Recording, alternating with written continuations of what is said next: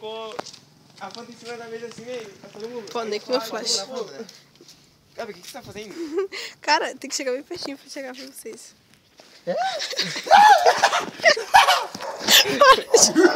Daí a gente chegou. Vagabundo! Tira essa nojenta aqui!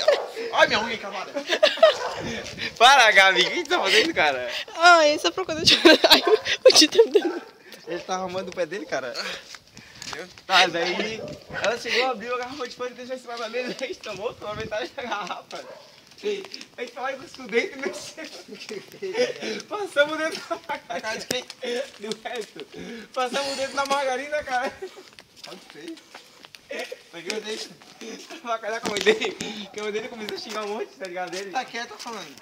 O Elton, nós, o Elton gozou que outro.